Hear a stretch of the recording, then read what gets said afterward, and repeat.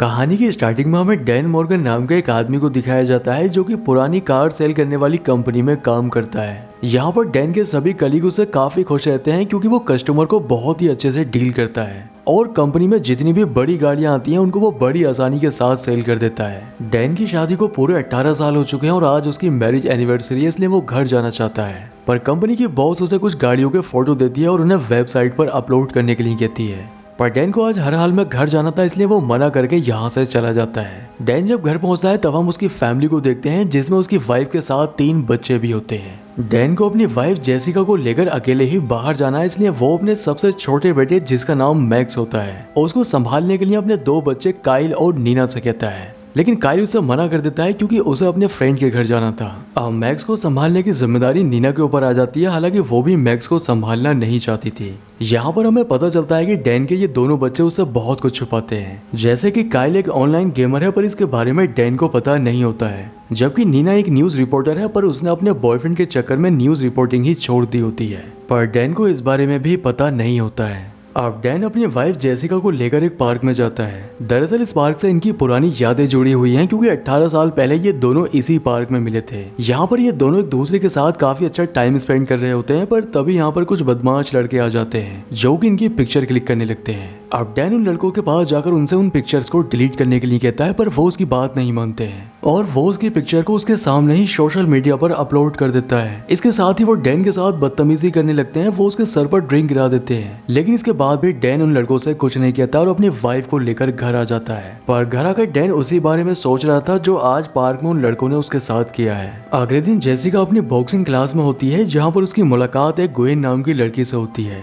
ये दोनों आपस में बात करने लगती है और जेसिका उसको बताती है कि वो अपनी फैमिली से बहुत प्यार करती है, पर मैं जैसा हस्बैंड चाहती थी मुझे वैसा हस्बैंड नहीं मिला है क्योंकि मुझे घूमने फिरने का बहुत शौक है, पर डैन के पास इन चीजों के लिए बिल्कुल भी टाइम नहीं है। लेकिन मैं अपनी फैमिली से बहुत प्यार करती हूँ, इसलिए मैंने अपनी सारी ख्वाहिशों को छोड़कर ऐसे ही जीना सीख लिया है। दूसरी ओर हमें मैक्स को दिखाया जाता है जो कि अपने छोटे बेटे के साथ एक मॉल में कुछ खरीदने के लिए आया होता है। लेकिन यहाँ एक आदमी उसके ऊपर हमला कर देता है, पर तभी हम नोटिस करते हैं कि डैन भी कोई नॉर्मल आदमी नहीं है। वो बहुत ही अच्छा फाइटर होता है जो कि उस आदमी को कुछ ही सेकंड में ठिकाने लगा देता है। अब मैक्स जल्दी अपने घर आता है और अपनी पूरी फैमिली के पासपोर्ट को चेक करने लगता है, लेकिन उसे पता चलता है कि उसकी पूरी फैमिली के पासपोर्ट एक्सपायर हो चुके हैं। अब वो अपने पास एक गन और बहुत सारे पैसों को रख लेता है क्योंकि उसे अब जल्दी यहाँ से निकलना है। वो अपने दोस्त ओगी को कॉल करके अपनी पूरी फैमिली की डिटेल को डिस्ट्रॉय करने के लिए कहता है, लेकिन ओगी जब उसे इस बारे में पूछता है तब वो उससे कहता है कि मैक कैफरी को मेरे बारे में पता चल चुका है और आज उसने मुझे मारने के लिए एक आदमी भेजा था, पर मैंने उसे ठिकाने लगा दिया है। ओगी जब उससे पूछता है कि आखिर उसे तुम्हारे बारे में कैसे पता चला, तब डैन उसे बताता है कि एक लड़के ने मेरी फोटो क्लिक करके सोशल मीडिया पर अपलोड कर दी थी और उसे वहीं से पता चला होगा। अब डैन सबसे पहले अपने बच्चों को लेने के लिए स्कूल जाता है, लेकिन यहाँ पर उसे सच्चाई पता चल जाती है कि नीना ने 3 महीने पहले अपनी रिपोर्टिंग को छोड़ दिया है और इसके साथ उसे ये भी पता चल जाता है कि काइल स्कूल में नहीं बल्कि वो अपने दोस्त के घर जाकर ऑनलाइन गेमिंग करता है। पर डैन के पास अपने बच्चों को सजा देने का ये सही समय नहीं होता, इसलिए वो उनको लेकर अपनी वाइफ के पास पहुंचता है जो कि एक थेरेपिस्ट होती है। वो अपनी वाइफ से कहता है कि हम सभी को इसी वक्त एक ट्रिप के लिए निकलना है। ये सुनकर जेसिका काफी खुश होती है क्योंकि इससे पहले डैन अपनी फैमिली को ट्रिप पर लेकर कभी नहीं गया और आज अचानक में वो अपनी फैमिली को ट्रिप पर लेकर जाना चाहता है, जिससे जेसिका को बहुत खुशी होती है। अब डैन अपनी फैमिली को लेकर वेगास के लिए निकल जाता है, लेकिन जब वो रास्ते में होता है तब वो नोटिस करता है कि मैक कैफरी के लोगों ने उसकी कार में ट्रैकर लगा रखा है जिससे वो उसकी गाड़ी को ट्रैक कर रहे होते हैं। इसलिए वो सबसे पहले अपनी कंपनी में जाता है जहाँ पर वो काम किया करता है और वो अपनी गाड़ी के ट्रैकर को निकालकर अपने कलीग की गाड़ी में लगा देता है, जिससे मैक कैफरी के लोग उसका पीछा छोड़कर उसके कलीग की गाड़ी का पीछा करने लगते हैं और इस तरह से डैन बचकर यहाँ से निकल जाता है। आगे चलकर डैन अपनी पूरी फैमिली के फोन छीनकर बाहर फेंक देता है क्योंकि वो जानता है कि फोन से भी उनकी लोकेशन को ट्रैक किया जा सकता है। अब जेसिका और उसके दोनों बच्चे इस बात से काफी हैरान होते हैं कि आखिर वो ऐसा क्यों कर रहा है। जेसिका और उसके बच्चे डैन की पास्ट लाइफ के बारे में कुछ भी नहीं जानते हैं कि आखिर वो कौन था और वो इस बात से बिल्कुल अनजान होते हैं। दरअसल डैन अपनी पास्ट लाइफ में गवर्नमेंट एजेंट होता है जो कि मैक कैफरी के लिए काम किया करता था। मैक कैफरी डैन के लिए उसके पिता के समान होता है, इसलिए वो उसके हर सीक्रेट मिशन को बिना सवाल किए पूरा किया करता था। लेकिन जब उसे ये पता चला कि मैक कैफरी उससे कुछ इलीगल काम भी करवा रहा है, इसलिए ये जानने के बाद वो उसका साथ छोड़ देता है। पर मैक कैफरी काफी खतरनाक इंसान है जो कि अपने दुश्मन को कभी भी जिंदा नहीं छोड़ता है और इसलिए वो डैन को ढूंढकर मारना चाहता है। हालांकि डैन भी काफी खतरनाक होता है, पर वो अपनी फैमिली की वजह से अपनी पहचान को छुपा कर रहता है, जिससे कोई भी उसकी फैमिली को कोई नुकसान ना पहुंचा सके। आगे चलकर डैन अपनी कार को एक होटल के पास रोकता है क्योंकि उन्हें रात गुजारने के लिए एक रूम चाहिए था। अब डैन रूम लेने के लिए होटल के अंदर चला जाता है, पर काइल को बाहर एक लड़की पहचान लेती है क्योंकि वो ऑनलाइन गेमिंग करता है, जिसकी वजह से वो काफी फेमस है। इसलिए वो लड़की उसके साथ अपनी एक पिक्चर क्लिक कर लेती है, पर तभी डैन बाहर आ जाता है और वो उस लड़की को पिक्चर क्लिक करते हुआ देख लेता है और ये देखकर वो समझ जाता है कि लड़की उस पिक्चर को सोशल मीडिया पर भी जरूर अपलोड करेगी। इसलिए डैन अपनी फैमिली से झूठ बोलता है कि उसे यहाँ पर रूम नहीं मिला है, इसलिए उन्हें किसी दूसरी जगह पर जाना होगा। अब वो अपनी फैमिली को लेकर किसी दूसरी जगह पर जाने लगता है, लेकिन उसकी पूरी फैमिली कार में ही सो जाती है। पर तभी डैन नोटिस करता है कि मैककैफरी के लोग उनका पीछा कर रहे हैं, पर डैन एक बहुत ही अच्छा एजेंट होता है, इसलिए वो उन सभी से बचता हुआ यहाँ से निकल जाता है और इस बारे में उसकी फैमिली को भी कुछ पता नहीं चलता है। मैककैफरी के लोगों को पता चल चुका था कि वो कहाँ पर जा रहा है, इसलिए डैन अपनी कार को पूरी रात ड्राइव करता है और अपनी फैमिली को लेकर आयोवा चला जाता है। उसकी फैमिली की जब आंख खुलती है तो वो देखते हैं कि वो आयोवा आ चुके हैं, पर आयोवा में नीना का बॉयफ्रेंड ट्रेवर रहता है, इसलिए वो उसके कॉलेज जाने की जिद करने लगती है, जिसके लिए डैन भी मान जाता है और ये सभी लोग ट्रेवर के कॉलेज में चले जाते हैं। लेकिन तभी डैन नोटिस करता है कि मैककैफरी का एक आदमी उनका पीछा करते हुए यहाँ पर पहुंच चुका है, इसलिए डैन उसको देखकर केमिस्ट्री लैब में जाकर छुप जाता है। अब वो आदमी भी केमिस्ट्री लैब में पहुंच जाता है, जहाँ पर उन दोनों के बीच में फाइट होने लगती है,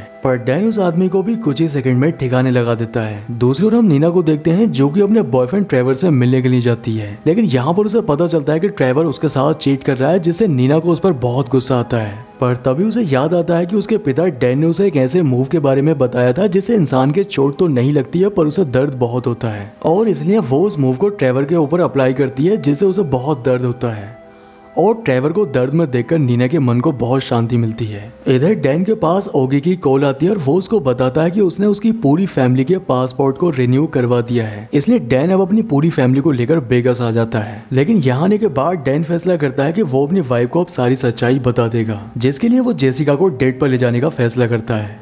पर डेट पर जाने से पहले वो अपने बच्चों को समझाने लगता है कि तुम्हें घर में ही रहना है और कोई भी दरवाजा खोलने के लिए कहे तब तुम्हें दरवाजा नहीं खोलना है। अब डैन जेसिका को लेकर डेट पर चला जाता है और ये दोनों एक दूसरे के साथ काफी अच्छा टाइम स्पेंड करते हैं। लेकिन जब ये दोनों रूम के अंदर होते हैं तब यहाँ पर मैककैफरी का एक आदमी पहुंच जाता है और वो जेसिका को गन पॉइंट पर ले लेता है। वो जेसिका को मारने ही वाला था कि तभी डैन उसकी तरफ चाकू फेंक कर मारता है, जो कि उसकी आंख में जाकर लगता है और उसकी मौत हो जाती है। जेसिका ये देखकर काफी हैरान हो चुकी थी क्योंकि उसे लगता था कि डैन बहुत ही सीधा और शरीफ इंसान है, पर यह सब देखकर उसे यकीन हो जाता है कि डैन ने उससे झूठ बोला था। दूसरी ओर हमें काइल और नीना को दिखाया जाता है जो कि डैन की बात को इग्नोर करके एक गेमिंग शो में चले जाते हैं। यहाँ पर उन्हें एक रैन नाम का लड़का मिलता है जिसके साथ वो गेम को काफी एंजॉय करते हैं। पर तभी यहाँ पर डैन भी जेसिका के साथ पहुंच जाता है और वो उनसे कहता है कि हमें यहाँ से जल्द ही निकलना होगा क्योंकि मैं जहाँ पर काम करता हूँ वो लोग मुझे मारना चाहते हैं। पर काइल और नीना को उसकी बात पर यकीन नहीं होता है क्योंकि वो तो एक कार सेल करने वाली कंपनी में काम करता है और आखिर वो लोग उसे क्यों मारना चाहेंगे।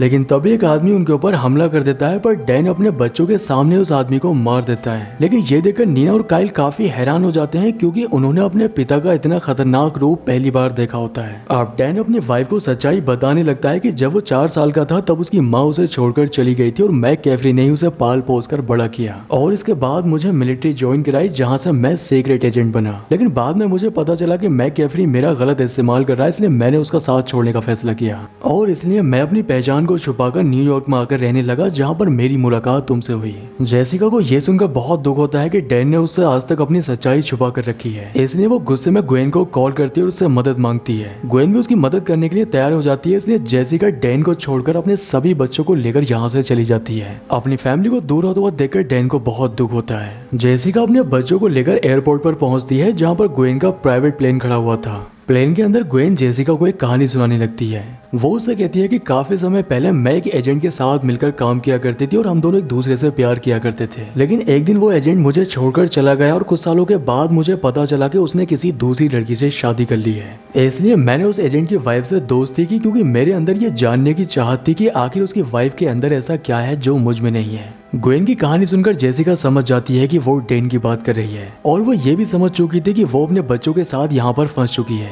अब इससे पहले जेसिका यहाँ से भाग पाती है, ग्वेन के आदमी उसे पकड़ लेते हैं और तभी हम देखते हैं कि मैक कैफरी भी यहाँ पर पहुंच जाता है और यहाँ पर हमें पता चलता है कि ग्वेन मैक कैफरी की एक एजेंट है और वो उसी के लिए काम करती है। अब मैक कैफरी डैन को कॉल करता है और वो उससे कहता है कि अगर वो अपनी फैमिली की जान बचाना चाहता है तब उसे मेरे पास आना होगा। इसलिए डैन बिना कुछ सोचे समझे मैक कैफरी के पास पहुंच जाता है। यहाँ पहुंचकर डैन देखता है कि मैक कैफरी ने उसकी पूरी फैमिली को बंधक बना रखा है, लेकिन वो डैन को देखकर उसे मारता नहीं है, बल्कि वो उससे कहता है कि तुम्हें अपनी फैमिली को बता देना चाहिए कि आखिर तुम्हारा और मेरा रिश्ता क्या है। और यहाँ पर हमें पता चलता है कि डैन मैक कैफरी का ही बेटा है। मैक कैफरी डैन की फैमिली को बताता है कि उसके ऊपर ईमानदारी का भूत सवार था जिससे वो मेरा साथ छोड़कर चला गया था, लेकिन अब मैं चाहता हूँ कि तुम फिर से मेरी टीम में शामिल हो जाओ। अब डैन के पास भी कोई दूसरा रास्ता नहीं होता है क्योंकि उसकी फैमिली को मैक कैफरी ने बंधक बना रखा होता है, इसलिए वो उसकी सारी शर्तों को मान लेता है। मैक कैफरी डैन की फैमिली को छोड़ देता है और वो अपने एक आदमी से उसकी पूरी फैमिली को न्यूयॉर्क छोड़कर आने के लिए कहता है। जैसे उसका आदमी उसकी फैमिली को लेकर न्यूयॉर्क जाने लगता है, लेकिन जेसिका डैन को ऐसे छोड़कर नहीं जाना चाहती थी, वो उसे बचाने का फैसला करती है। इसलिए वो अपने छोटे बेटे के डायपर से मैक कैफरी के आदमी के ऊपर हमला कर देती है, जिससे वो सीढ़ियों से नीचे गिर जाता है। दूसरी ओर मैक कैफरी डैन को ग्वेन के पास अकेला छोड़कर चला जाता है, जिससे वो उसके करीब आने की कोशिश करती है, क्योंकि ग्वेन को लगता है कि शायद डैन हमेशा के लिए अब उसका हो चुका है। पर इसी बात का फायदा उठाकर डैन ग्वेन को बेहोश कर देता है। अब तभी जेसिका भी अपने बच्चों को लेकर यहाँ पर पहुंच जाती है। डैन काइल से कहता है कि वो ड्रोन की मदद से ये पता लगाने की कोशिश करे कि आखिर मैक कैफरी के लोग कहाँ पर हैं। अब काइल ऐसा ही करता है, वो ड्रोन की मदद से मैक कैफरी के आदमियों का पता लगा लेता है और इसी बात का फायदा उठाकर डैन बहुत सारी जगहों पर बॉम्ब लगा देता है, जिससे मैक कैफरी के बहुत सारे लोग मारे जाते हैं और जो लोग जिंदा बचे हुए थे डैन उनको फाइट करके मारने लगता है। आगे सीन में हम देखते हैं कि ग्वेन को होश आ चुका था और मैक कैफरी उसे बताता है कि डैन की पूरी फैमिली टेरिस की तरफ गई है, इसलिए वो टेरिस पर जाकर उसकी पूरी फैमिली को खत्म करते हैं। लेकिन तभी मैक कैफरी के पास डैन पहुंच जाता है और वो उसे कहता है कि अगर उसने ग्वेन को नहीं रोका तब वो उसे मार देगा,